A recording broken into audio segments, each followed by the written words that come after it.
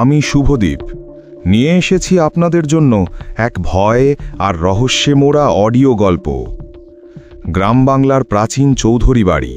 রাত গভীর, চারপাশে শুধু ঝিঁঝির ডাক। হঠাৎ নিস্তব্ধতা ভেঙে যায় গুলির শব্দে। সকালে দেখা গেল জমিদার সুশান্ত চৌধুরীর নিথর দেহ, আর তার পাশেই পড়ে আছে এক অদ্ভুত রক্তমাখা ঘড়ি। কি এই খুনি? কেনই বা ঘড়ি রক্তে ভিজল? স্ত্রী, ভাতিজা, গৃহপরিচারক নাকি অন্য কেউ? সত্য উদ্ঘাটন করতে এগিয়ে আসছেন গোয়েন্দা শরৎবাবু। চলুন তবে শুরু করি এই ভয়ঙ্কর হত্যা রহস্যের যাত্রা। রক্তমাখা ঘড়ি। শীতের রাত, ডিসেম্বর মাসের হাড় কাঁপানো ঠান্ডা।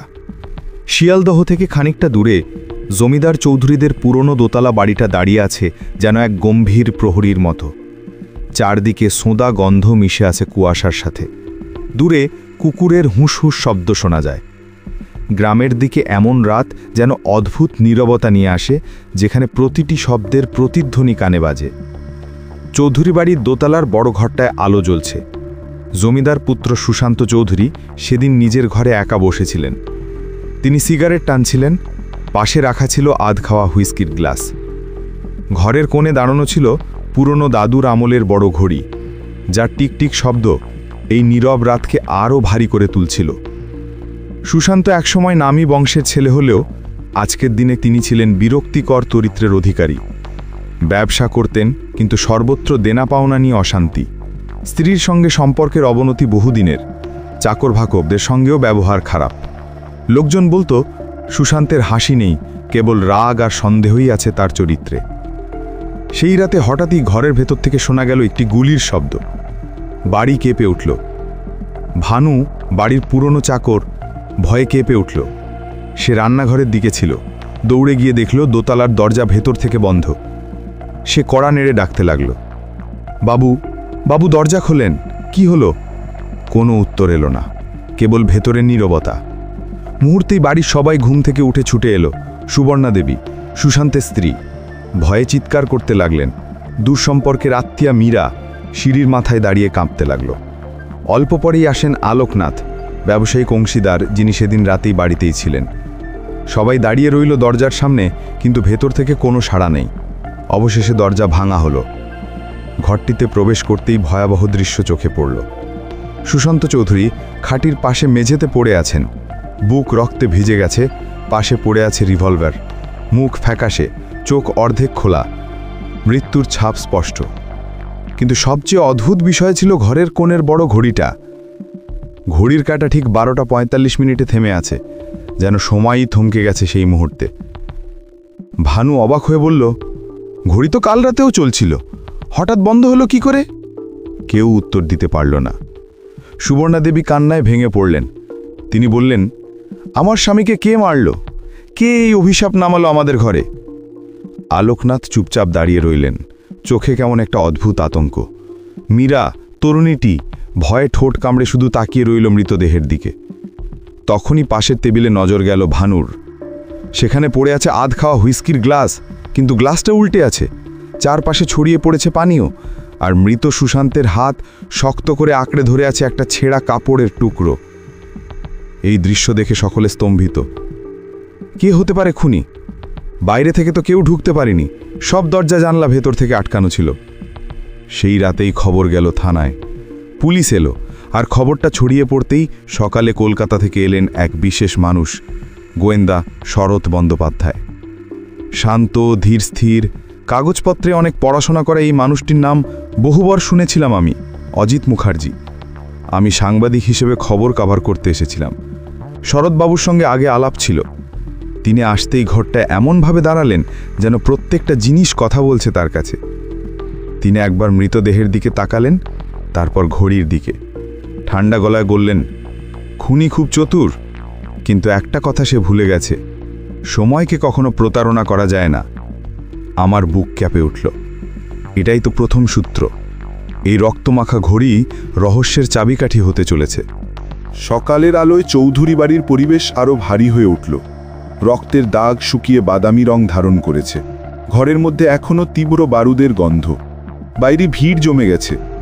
পাড়ার মানুষজন ফিসফিস করছে, কে খুন করল সুশান্তবাবুকে। আমি অজিত মুখার্জি সেই মুহূর্তে নোটবুক হাতে দাঁড়িয়ে আছি। সাংবাদিক হিসেবে অনেক খুন খারাপি দেখেছি, কিন্তু এই কেসের মধ্যে অদ্ভুত এক রহস্য লুকিয়ে আছে। ঘড়ির কাঁটার অস্বাভাবিক থেমে যাওয়া, দরজা জানলার ভেতর থেকে বন্ধ থাকা, আর মৃতদেহের হাতে ধরা কাপড়ের টুকরো। শরৎ বন্দ্যোপাধ্যায়, যিনি পুলিশের আগেই কাজে লেগে পড়েছেন, খুব শান্তভাবে চারদিকে চোখ বুলিয়ে চলেছেন। তার চোখে অদ্ভুত এক তীক্ষ্ণতা, যেন প্রতিটি বস্তু তার কাছে ইঙ্গিত বহন করছে। শরৎবাবু প্রথমে দরজা খুঁটিয়ে দেখলেন। পুরনো সেগুন কাঠের দরজা, ভেতর থেকে সোজা শেকল মারা ছিল, বাইরে থেকে খোলার কোনো চিহ্ন নেই। জানলাগুলোও ভেতর থেকে আটকে দেওয়া, অর্থাৎ এটা একেবারে লকড রুম মিস্ট্রি। শরৎবাবু হালকা গলায় বললেন।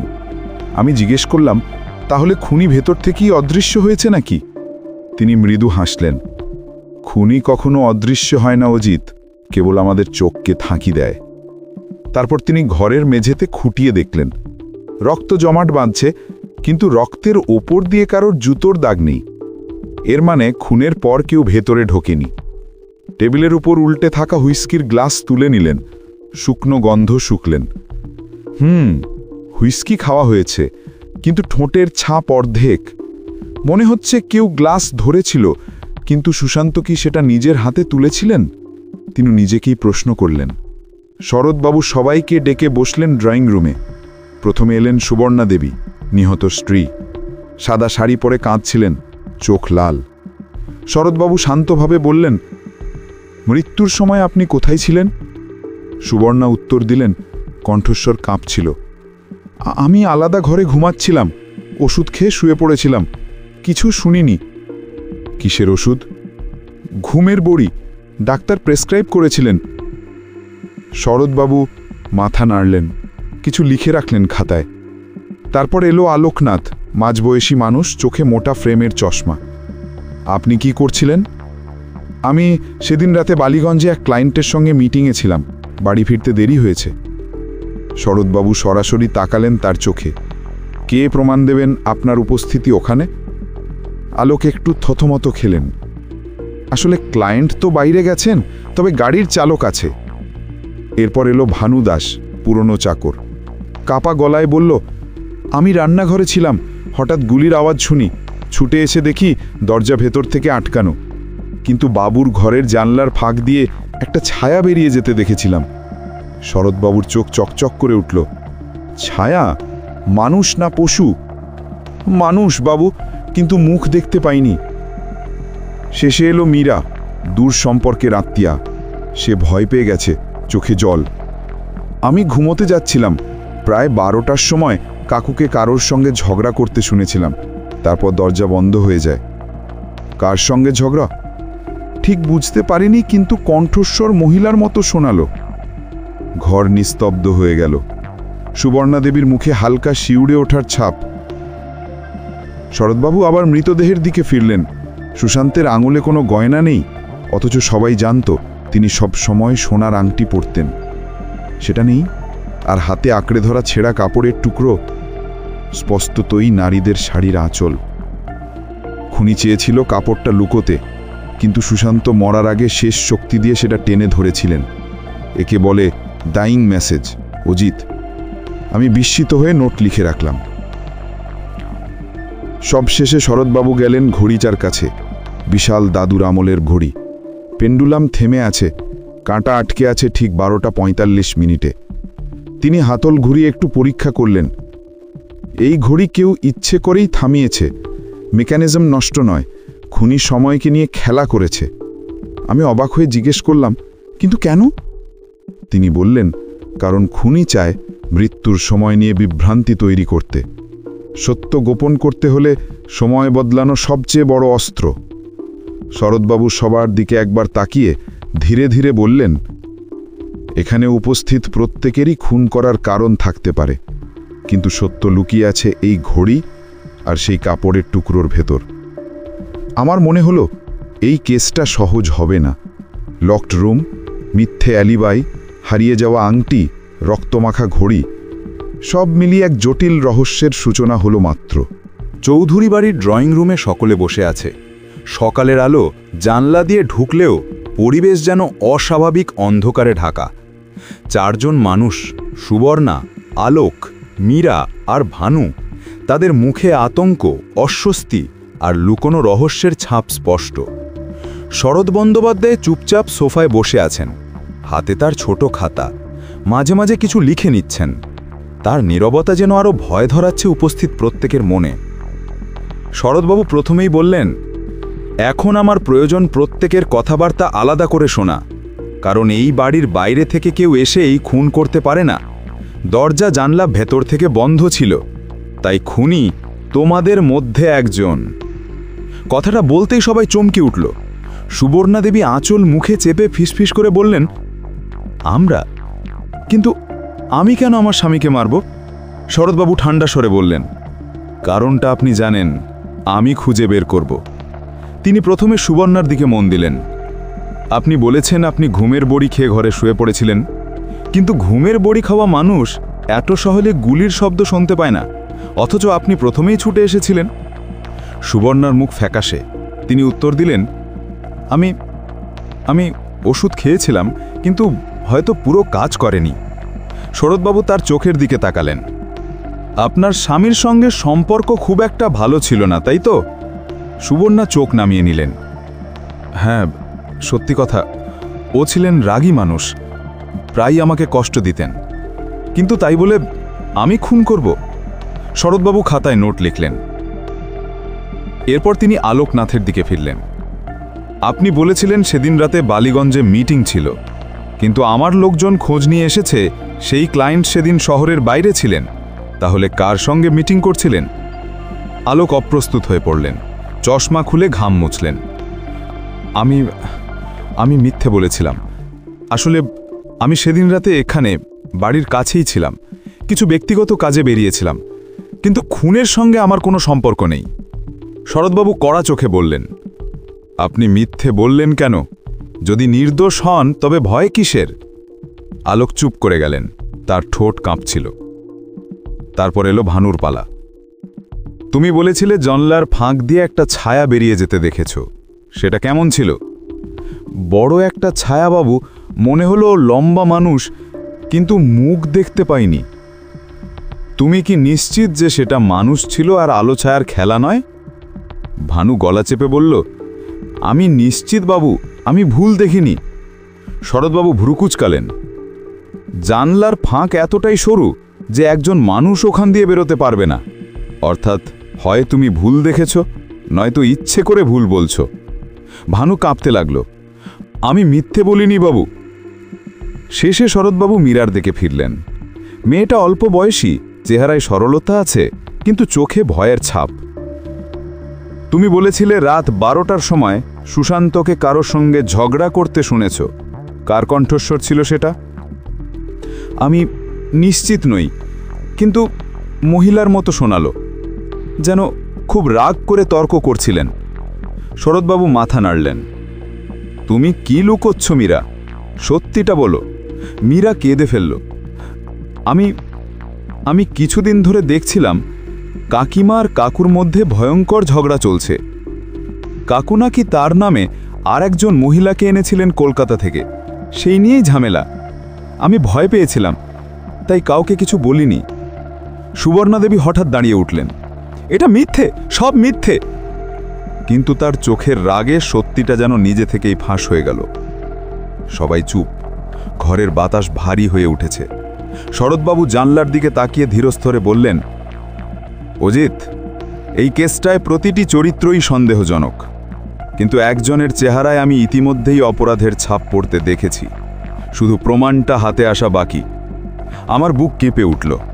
এবার শুরু হবে আসল খেলা, মিথ্যে আলিবাই ভাঙা আর সত্যকে নগ্ন করে তোলা। সন্ধ্যের আলো ঘরটাকে আলো রহস্যময় করে তুলল। শরৎবাবু জানলার দিকে তাকিয়ে ধীরস্থরে বললেন, অজিত, এই কেসটায় প্রতিটি চরিত্রই সন্দেহজনক, কিন্তু একজনের চেহারায় আমি ইতিমধ্যেই অপরাধের ছাপ পড়তে দেখেছি। শুধু প্রমাণটা হাতে আসা বাকি। এবার শুরু হবে আসল খেলা, মিথ্যে অ্যালিবাই ভাঙা আর সত্যকে নগ্ন করে তোলা।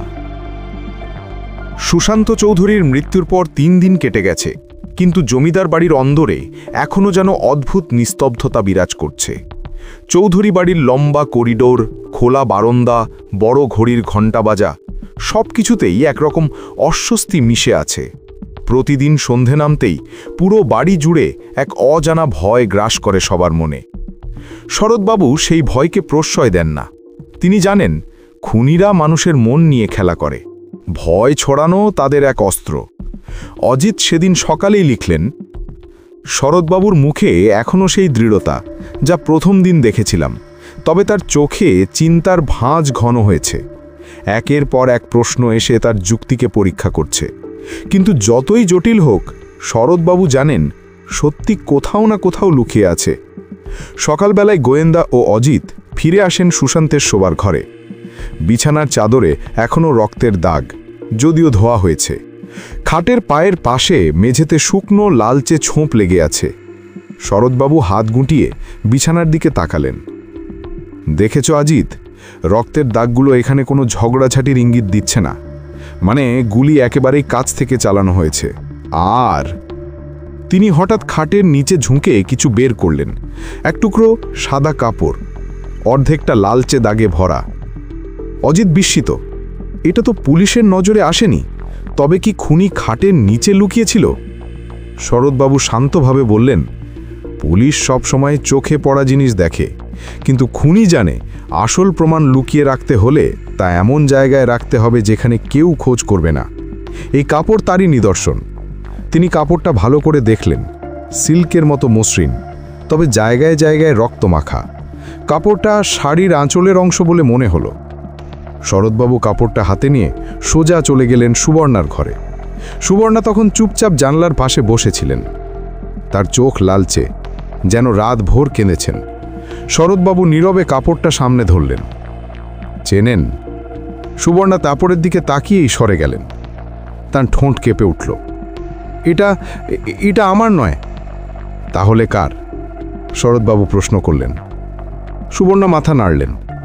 আমি জানি না, তবে আমি সেদিন রাতে গুলির শব্দ শুনেই বেরিয়েছিলাম, তখনই হয়তো কেউ ইচ্ছে করে। শরৎবাবু তার চোখের দিকে তাকালেন।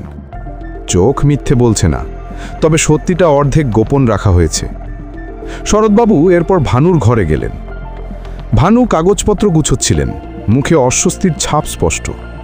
শরৎবাবু কাপড়টা এগিয়ে ধরলেন। চেনেন? ভানু কপাল কুঁচলেন। শাড়ির কাপড় মনে হচ্ছে, কিন্তু আমি বলছি এসব নিয়ে আমি কিচ্ছু জানি না। অজিত লক্ষ্য করল ভানুর কণ্ঠে কৃত্রিম দৃঢ়তা, যেন কিছু লুকোচ্ছেন। শরৎবাবু মৃদু হেসে বললেন, আপনি কিছু জানেন না, অথচ খুনের রাতে আপনি সুশান্তবাবুর ঘরে শেষবার ঢুকেছিলেন। কি কথা হয়েছিল মনে আছে তো? ভানুর মুখ মুহূর্তে ফ্যাকাশে হয়ে গেল। তিনি উত্তর না দিয়ে চুপ করে রইলেন। আলোক চৌধুরী, সুশান্তের ছোট ভাই, তখন উঠোনে বসে বই পড়ছিলেন। শরৎবাবু কাপড়টা নিয়ে তার কাছে গেলেন। আলোক ঠান্ডা গলায় বললেন, এটা নিশ্চয়ই আমার স্ত্রীর কাপড় নয়। মীরার শাড়িগুলো সব গাঢ় রঙের, আর এটা তো হালকা সাদা নীল। আমি বলছি এসব দিয়ে কোনো সিদ্ধান্তে আসা যাবে না। শরৎবাবু চুপ করে রইলেন, শুধু লক্ষ্য করলেন আলোক কাপড়টা দেখতে চাইলেন না, যেন ইচ্ছে করে চোখ সরিয়ে রাখলেন। পরে মীরার ঘরে যাওয়া হলো। মীরা কাপড়টা হাতে নিয়ে খানিকক্ষণ তাকালেন, তারপর বললেন, এটা আমার নয়, তবে আমি খুনের রাতে সুবর্ণার ঘরে গিয়েছিলাম। তিনি ভীষণ ভয়ে ছিলেন। অজিত ফিসফিস করে বলল, শরৎবাবু, এক একে সবাই দায় এড়াচ্ছে, কিন্তু আসল সত্যিটা কোথায়? শরৎবাবু ধীরে ধীরে বললেন, খুনি চতুর। সে জানে প্রমাণ লুকিয়ে রাখা যায় না, বরং ভুল পথে চালনা করাই সঠিক। এই কাপড় তাই ফাঁদ, কিন্তু ফাঁদেও ছাপ থেকে যায়। রক্ত কেবল মৃতের নয়, কখনো খুনিরও হতে পারে। এবার আমাদের পরীক্ষা করতে হবে এই রক্ত কার। অজিত বিস্মিত হয়ে তাকালেন। মানে, খুনি কি আহত হয়েছিল? শরৎবাবুর ঠোঁটের রহস্যময় হাসি ফুটল। ঠিক তাই, খুনির হাত থেকে এক বিন্দু রক্তও যদি ঝরে থাকে, তবে সেই রক্তই শেষমেশ সত্যি প্রকাশ করবে। চৌধুরী বাড়ির মানুষজন তখন বুঝতে পারল খুনির রহস্য হয়তো আরও গভীরে গিয়েছে, কিন্তু শরৎবাবুর চোখে এক অদ্ভুত দৃঢ়তা, যেন তিনি ক্রমে খুনির মুখোমুখি হচ্ছেন। চৌধুরী বাড়ি যেন এখন এক বিরাট ধাঝার বাক্স। প্রতিটি মানুষ, প্রতিটি ঘর, এমনকি দেওয়ালের ফাটলও লুকিয়ে আছে কোনো না কোনো ইঙ্গিত। সুশান্ত চৌধুরীর মৃত্যু শুধু বর্তমানকে নাড়িয়ে দেয়নি, এবারের অতীতকেও টেনে তুলেছে সামনে। সুশান্ত চৌধুরী ছিলেন জমিদার পরিবারের বড় ছেলে, বয়সে 40-এর কাছাকাছি, রূপে গুণে পরিপূর্ণ বলা যেত না তাকে। অল্প বয়সেই মদ্যপান ও জুয়ার নেশায় আসক্ত হয়ে পড়েছিলেন। কলকাতায় বন্ধুদের সঙ্গে নানা ক্লাবে রাত কাটাতেন, ফিরতেন ভোরে। অজিত তার নোটে লিখল, চরিত্রে যেমন দুর্বলতা তেমনি কঠোরতাও ছিল। যাদের উপর রাগ হতো তাদের সঙ্গে সম্পর্ক ছিন্ন করে দিতেন। তার এই স্বভাবের জন্যই পরিবারের ভেতরে ভেতরে শত্রু তৈরি হয়েছিল। শরৎবাবু নীরবে শুনছিলেন। চৌধুরী বাড়ির আড়ালে জমে থাকা শত্রুতার গল্প আসতে লাগলো একে একে। আলোক চৌধুরী, ছোট ভাই, শান্ত স্বভাবের মানুষ, তবে অর্থ নিয়ে বড় ভাইয়ের সঙ্গে বারবার ঝগড়া হতো। জমিদারির আয় কিভাবে ভাগ হবে সেই প্রশ্নে প্রায়শই উত্তেজনা সৃষ্টি হতো। সুবর্ণা, সুশান্তের স্ত্রী, স্বামীকে ভয় করতেন, ভালোবাসতেন না। সুশান্ত তাকে অবহেলা করতেন, প্রায়ই অপমান করতেন। ফলে সুবর্ণার জীবনে একরকম দমবন্ধ অবস্থা তৈরি হয়েছিল। ভানু আত্মীয় হলেও ব্যবসার দেখভাল করতেন। তার নাম নিয়ে শোনা যেত নানা কানাঘুষো। কেউ বলতো ভানুই আসলে জমিদারির অনেক টাকা হাতিয়ে নিচ্ছেন। সুশান্ত একাধিকবার ভানুকে তিরস্কার করেছেন। মীরা, আলোকের স্ত্রী, তিনি বাইরে শান্ত হলেও ভেতরে প্রচণ্ড আত্মসম্মানী। সুশান্ত প্রায়ই তাকে কটূক্তি করতেন। একবার তো অতিথিদের সামনে অপমান করায় মীরা কয়েকদিন কথা বলেননি কারো সঙ্গে। শরৎবাবু বললেন, একজন মানুষ যখন হঠাৎ খুন হয় তখন কেবল তার বর্তমান শত্রুরা নয়, অতীতের প্রতিটি দাগ খুঁজতে হয়। সুশান্তবাবুর চরিত্রে এত অমিল যে প্রায় প্রত্যেকেই তার মৃত্যু চেয়েছিল, কিন্তু খুন করেছে কে এটাই খুঁজে বের করতে হবে। রাতের বেলায় শরৎবাবু চৌধুরী বাড়ির পুরনো আর্কাইভ ঘরে ঢুকলেন। ধুলোমাখা খাটা, জমিদারির নথি, পুরনো চিঠি সাজানো ছিল তাক জুড়ে। একটি চিঠি চোখে পড়ল তার। সুশান্ত নিজে লিখেছিলেন প্রায় 5 বছর আগে। চিঠির কয়েকটি লাইন, ভানু আমাকে ঠকিয়েছে, যদি একদিন আমার কোনো ক্ষতি হয় তবে এর পেছনে ভানুর হাত থাকবে। অজিত অবাক হয়ে বলল, তাহলে খুনের আসল কারণ তো অনেক আগে থেকেই তৈরি ছিল? শরৎবাবু মাথা নাড়লেন, হ্যাঁ, কিন্তু প্রমাণ ছাড়া অভিযোগ তোলা বৃথা। ভানু হয়তো আসল দোষী, আবার এটাও হতে পারে যে সুশান্ত অন্যের উপর দোষ চাপাতে চাইছিল। চৌধুরী বাড়ির বাইরের গ্রামবাসীরাও সুশান্ত সম্পর্কে নানা কথা বলতো। শরৎবাবু শুনলেন পুকুর পাড়ের চায়ের দোকানে বসে। কেউ বলল, মহাজনদের পাশ থেকে টাকা ধার করে শোধ না দিয়ে উল্টে হুমকি দিয়েছে। আবার কেউ ফিসফিস করে বলল, নাকি এক বিধবার সঙ্গে সম্পর্ক ছিল। শরৎবাবু এসব মনোযোগ দিয়ে শুনলেন। অজিত, লক্ষ্য করেছ, যতই গভীরে ঢুকছি ততই জটিল হয়ে যাচ্ছে। কিন্তু সত্য লুকিয়ে থাকে না, কেবল চোখ খোলা রাখতে হয়। হঠাৎ শরৎবাবুর মনে পড়ল রক্তমাখা ঘড়ির কথা। ঘড়ির কাঁটা থেমেছিল রাত 12টার 5 মিনিট আগে। কেন থামল? ঘড়ি নষ্ট হলে এমন হতো না, নিশ্চয়ই খুনির হাতেই থেমেছে। তিনি ঘড়িটা আবার পরীক্ষা করলেন। ভেতরে এক চুলের মতো সুতো আটকে আছে। শরৎবাবু মৃদু হেসে বললেন, এটা খুনির পোশাক থেকে এসেছে। যে শাড়ির আঁচল আমরা পেয়েছিলাম তার সঙ্গেই মিলবে এই সুতো। অজিত হাঁপ ছেড়ে বলল, মানে খুনি হয়তো মহিলা? শরৎবাবুর চোখে রহস্যের ঝিলিক। সম্ভাবনা প্রবল, তবে মনে রেখো, আসল খুনি সবসময় এমন ছদ্মবেশে থাকে যাতে আমরা ভুল পথে যাই। রাত গভীর হল, বাইরে ঝিঝির ডাক। চৌধুরী বাড়ির মানুষজন নিজেদের ঘরে গিয়ে দরজা বন্ধ করে দিলেন। কিন্তু শরৎবাবু টেবিলের সামনে বসে লিখতে লাগলেন তার নোট বইতে। সুশান্ত চৌধুরীর মৃত্যু এক ব্যক্তির নয়, এক পরিবারের, এক সমাজের অভ্যন্তরীণ দ্বন্দ্বের প্রতীক। খুনির হাত যেই হোক, তার পেছনে রয়েছে বহু বছরের অপমান, ক্রোধ ও প্রতিশোধ। শরৎবাবু চোখ তুলে অজিতের দিকে তাকালেন। অতীতের ছায়া ছাড়া খুনের বর্তমান বোঝা যায় না। এখন সময় এসেছে সবাইকে মিথ্যের আড়াল থেকে টেনে বের করার। চৌধুরী বাড়ির নিস্তব্ধতা এখন আরও ভারী। পরিবারের প্রতিটি মানুষ জানে শরৎবাবু একে একে সকলের অ্যালিবাই খুঁটিয়ে দেখছেন। এই অ্যালিবাই ভাঙার খেলাতেই ধরা পড়বে আসল অপরাধী।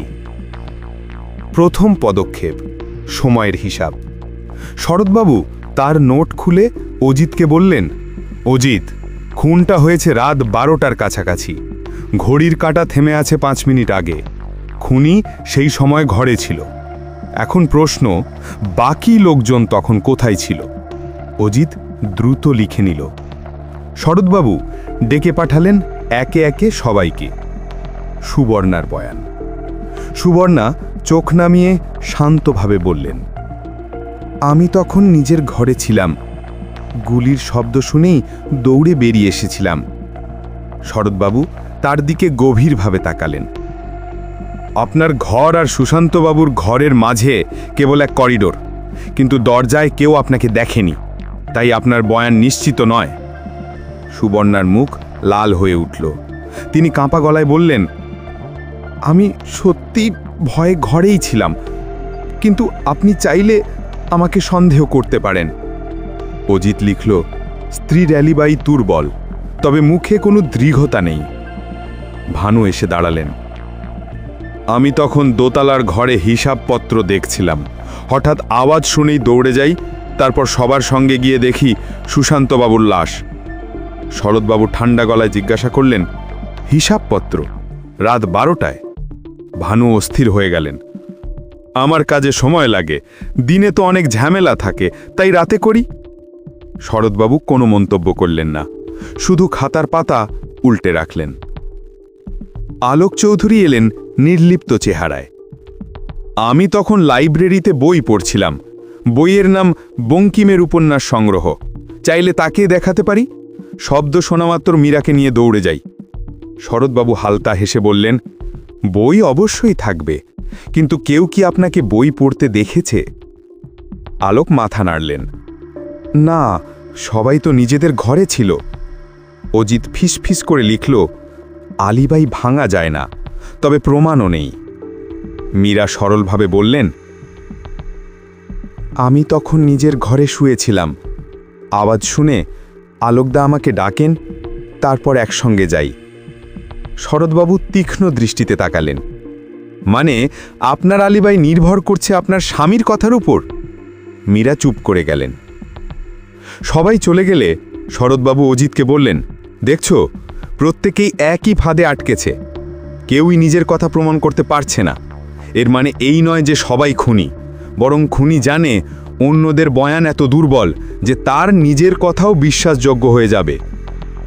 অজিত বিস্মিত হয়ে বলল, তাহলে এখন কি করবেন? শরৎবাবু এবার অন্য খেলা শুরু করলেন।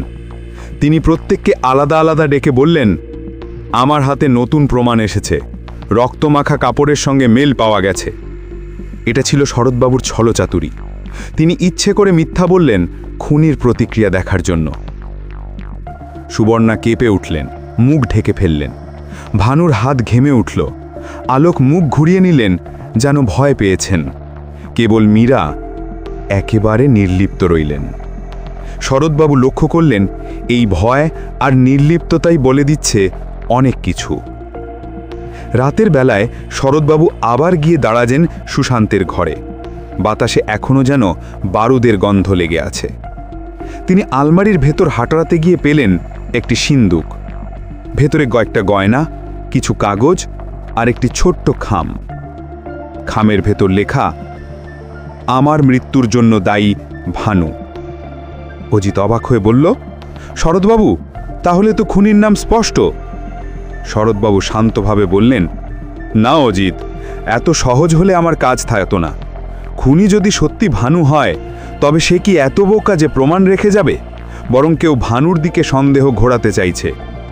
শরৎবাবু নোটবই বন্ধ করলেন। খুনি চতুর, ছলচাতুরির জালে সে সত্যিকে ঢাকতে চাইছে, কিন্তু সত্যি ঢাকে না, কেবল সময়ের অপেক্ষা। অজিত কলম থামিয়ে তাকালেন তার দিকে। তাহলে কি আমরা আসল সূত্র পেয়ে গেছি? শরৎবাবুর ঠোঁটে রহস্যময় হাসি। অজিত, খুনির ছায়া আমরা দেখতে পেয়েছি, এবার সময় এসেছে আলো ফেলার। চৌধুরী বাড়িতে রাত নেমেছে, বাতাসে কুয়াশার গন্ধ, বাইরে ঝিঝিরের ডাক, আর ভিতরে যেন নিঃশ্বাস আটকে রাখা ভয়। শরৎবাবু অজিতকে নিয়ে আবার সুশান্ত চৌধুরীর শোবার ঘরে এলেন। রাতের অন্ধকারে ঘড়ির টিকটিক আরও স্পষ্ট মনে হচ্ছিল। শরৎবাবু চুপচাপ ঘড়ির দিকে তাকালেন। পেন্ডুলামের নিচে ছোট্ট রক্তচাপা সুতো। হঠাৎ তার চোখ পড়ল রক্তমাখা কাপড়ের টুকরোতে। তিনি দুটোই তুললেন হাতে। দেখছো অজিত, বললেন শরৎবাবু। হ্যাঁ বাবু, কিন্তু কি মিল রয়েছে? এই কাপড়ের সুতো ঘড়িতে আটকে আছে। সুতো চুরি করে কেউ তার হাত ধোয়নি, অর্থাৎ খুনি ঘড়ির কাছাকাছি ছিল এবং কাপড়ের আঁচল তার সঙ্গে যুক্ত ছিল। অজিত হঠাৎ মাথা নাড়লেন। তাহলে খুনি মহিলা? সম্ভাবনা প্রবল, শরৎবাবু স্বীকার করলেন। সুবর্ণা দেবী তখন জানলার পাশে দাঁড়িয়েছিলেন। শরৎবাবু তার দিকে এগিয়ে গেলেন। আপনি বলেন এই কাপড় আপনার নয়, কিন্তু তৃতীয়বার এই কাপড় ঘড়ির কাছে পাওয়া গেল। কি বলবেন? সুবর্ণা কাঁপতে লাগলেন। আমি সত্যিই জানি না। শরৎবাবুর চোখে ঝিলিক। তিনি থেমে গিয়ে বললেন, আপনি মিথ্যা বলছেন, ভয় দেখাচ্ছেন, কিন্তু ভয় আসল সত্য ঢাকতে পারে না। সুবর্ণার চোখে রূপালি জল পড়ল। সে ধীরে ধীরে আঙুলের দিকে তাকালো যেখানে মৃদু রক্তের দাগ আছে। ভানু কপাল কুঁচকল। আমি শুধু রান্নাঘরে ছিলাম, কিভাবে আমি খুন করতে পারি? শরৎবাবু কড়া চোখে বললেন, রাতের 12টার সময় আপনার উপস্থিতি অ্যালিবাইতে শক্ত নয়। আপনার চোখে ভয়, কিন্তু কি ভয় দেখাচ্ছেন তা বলুন। ভানু কিছু না বলে চুপ। শরৎবাবু জানলেন ভানু সত্যি অপরাধী নয়, কিন্তু খুনিকে আড়াল করতে পারে এমন তথ্য জানে। আলোক চুপচাপ জানলার পাশে দাঁড়িয়ে আছেন। শরৎবাবু জানলেন তিনি খুনের সঙ্গে সরাসরি যুক্ত নন, তবে মীরার উপস্থিতি সন্দেহজনক। মীরা একেবারে নির্লিপ্ত, কিন্তু চোখে হালকা তীক্ষ্ণতা আছে। শরৎবাবু ধীরে ধীরে বললেন, মীরা, রাতের গুলির সময় আপনি কোথায় ছিলেন? মীরা চুপ। শরৎবাবু একটি ছোট হাসি করলেন। ভয় পাচ্ছেন? ঠিক আছে, এবার আপনাকে সাহায্য করতে হবে। এই ঘড়ির কাঁটা আর রক্তমাখা কাপড়ের সূত্র মিলে খুনির মুখোশ খুলে দেবে। শরৎবাবু ঘড়ি ধরলেন। এই ঘড়ি থামানো হয় না, বরং খুনি এমনভাবে হাতিয়েছে যাতে সময় বন্ধ মনে হয়। তার লক্ষ্য আমাদের বিভ্রান্ত করা। তিনি কাপড়ের রক্তের দাগ পরীক্ষা করলেন। রক্ত শুধুমাত্র মৃতের নয়, খুনিরও হাত থেকে কিছুটা ঝরেছে। ফলে এই সুতো আর কাপড় মিলিয়ে আমরা খুনিকে চিহ্নিত করতে পারি। সুবর্ণার চোখ বড় হয়ে গেল। সে হঠাৎ গলা দিয়ে ফিসফিস করল, আমি করতে চাইনি, কিন্তু ও আমাকে বাধ্য করেছিল, সেই কারণে। শরৎবাবুর চোখে দৃঢ়তা। এখন সব পরিষ্কার। মিথ্যা যত লুকানো হোক না কেন, ছায়া কখনো সত্যকে ঢাকতে পারে না। অজিত অবাক হয়ে দেখল শরৎবাবু ধীরে ধীরে খুনির আসল পরিচয় সামনে আনছেন। রাত গভীর, চৌধুরী বাড়িতে বাতাস শান্ত। শরৎবাবু খাতায় লিখছেন, খুনি যখন মিথ্যার আড়ালে লুকোতে চায়, তখন সবচেয়ে ছোট সূত্র তার পতন নিশ্চিত করে। আজ আমরা সেই সূত্র খুঁজে পেয়েছি, রক্তমাখা কাপড় আর থেমে থাকা ঘড়ি। অজিত কণ্ঠে ভেসে বলল, শরৎবাবু, এবার কি আমরা সত্যি জানব খুনকে? শরৎবাবুর ঠোঁটে রহস্যময়ী হাসি। অজিত, এখন শুধু সময়ের অপেক্ষা, সব আসল মুখ খুলবে। চৌধুরী বাড়ির রাত নিঃশব্দ। ঝড়ের আগে ভোরের নীরবতা। শরৎবাবু এবং অজিত শেষবার সুশান্ত চৌধুরীর শোবার ঘরে এলেন। ঘড়ির কাঁটা এখনো থমকে আছে, রক্তমাখা কাপড় হাতে। এই দুটোই আজ খুনির মুখোশ খুলতে সাহায্য করবে। শরৎবাবু সকলকে ডেকে আনলেন। সুবর্ণা, আলোক, মীরা, ভানু সবাই জানলার পাশে দাঁড়ালো, আতঙ্কিত। অজিত লক্ষ্য করল প্রত্যেকের চোখে ভয় আর দ্বিধা আছে। শরৎবাবু চুপচাপ ঘড়ি ধরে সবাইকে দেখালেন, এই ঘড়ি থামানো হয়েছিল খুনির হাতে। সেই সময়ে সুশান্ত মারা গিয়েছিলেন। আর এই রক্তমাখা কাপড়, তিনি কাপড়টি সামনে ধরলেন। খুনির হাতের রক্ত এতে লেগেছে, অর্থাৎ খুনি এই ঘরে ছিল এবং চেষ্টা করেছে প্রমাণ মুছে ফেলার, কিন্তু তার হাতে এক বিন্দু রক্ত ঝরে গেছে। সবার চোখ বড় হয়ে গেল। শরৎবাবু ধীরে ধীরে বললেন, রক্তমাখা কাপড়ের সূত্রে আমরা প্রথমে ভেবেছিলাম খুনি মহিলা, কিন্তু সত্য হলো খুনি কেউই নয়। সে একজন লুকোছাপা, যার উদ্দেশ্য ভুল দিক দিয়ে আমাদের বিভ্রান্ত করা। সুবর্ণার কণ্ঠ কেঁপে উঠল, আমি আমি হ্যাঁ, আপনি। শরৎবাবুর চোখে তীক্ষ্ণতা। রাতের 12টার সময় আপনি ঘরে প্রবেশ করেছিলেন। গুলির আগে সুশান্তের সঙ্গে ঝগড়া, তারপর আতঙ্কে কাপড় ছিঁড়ে ফেলেছিলেন। ঘড়ির কাঁটা থামাতে আপনার হাত লেগেছে, আর শেষ পর্যন্ত আপনি নিজের দোষ চাপিয়ে অন্যদের দিকে ছুঁড়ে দেওয়ার চেষ্টা করেছিলেন। সুবর্ণার চোখে জল। আমি আমি সত্যি করতে চাইছিলাম না, কিন্তু ও আমাকে প্ররোচিত করেছিল। আমি কেবল রাগে। শরৎবাবু থেমে খানিকক্ষণ চুপ। সত্যি, রাগ বড় ভুলের কারণ হয়, কিন্তু দায় থেকে কেউ পালাতে পারে না। ভানু শ্বাস আটকে। আমি তো শুধু রান্নাঘরে ছিলাম। শরৎবাবু হালকা হেসে বললেন, ভানু, তুমি নির্দোষ, তবে মিথ্যা অ্যালিবাই দিয়ে খুনিকে আড়াল করতে চেয়েছিলে, তাই তোমার ভয় স্বাভাবিক। আলোক এবং মীরার মুখেও শিথিলতা। তারা বুঝতে পারল খুনির আসল পরিচয় ধরা পড়েছে। শরৎবাবু নোটবই খুলে সবাইকে দেখালেন। রক্তমাখা কাপড়, ঘড়ির কাঁটা, সুশান্তের আত্মীয়দের বয়ান, সব মিলিয়ে সত্য বেরিয়েছে। খুনি কেবল অতীতের কুৎসিত রাগ আর প্রতিশোধের প্রভাবে এমন কাজ করেছেন। তবে দোষ চাপানো এবং বিভ্রান্তি সৃষ্টির চেষ্টা ব্যর্থ হয়েছে। সুবর্ণা কাঁদতে কাঁদতে স্বীকার করলেন, রাত গভীর। চৌধুরী বাড়িতে শান্তি ফিরে এসেছে। ঝিঝিরের ডাক ভোরের নীরবতার সঙ্গে মিশে গেছে। শরৎবাবু অজিতকে বললেন, অজিত, কখনো কখনো মানুষকে ভয় দেখালেই সত্য প্রকাশ পায় না, প্রমাণই শেষ কথা বলে। আজ আমরা দেখেছি লুকোছাপা খুনিও শেষ পর্যন্ত সত্যের সামনে অসহায়। অজিত খাতায় লিখল, রক্তমাখা কাপড়, থেমে থাকা ঘড়ি, মিথ্যের আড়াল, সব মিলিয়ে খুনির মুখোশ ফাঁস হলো। কিন্তু সেই রাতের ভয়, পারিবারিক দ্বন্দ্ব এবং প্রতিশোধের ছায়া চিরকাল এই বাড়িতে রয়ে গেছে। চৌধুরী বাড়ির সবাই শান্ত। সত্যি প্রকাশ পেয়েছে, কিন্তু অজিত জানে এমন রহস্যের জটায় বারবার মানুষ পড়ে, যেখানে সত্য আর মিথ্যার লড়াই কখনো থামে না।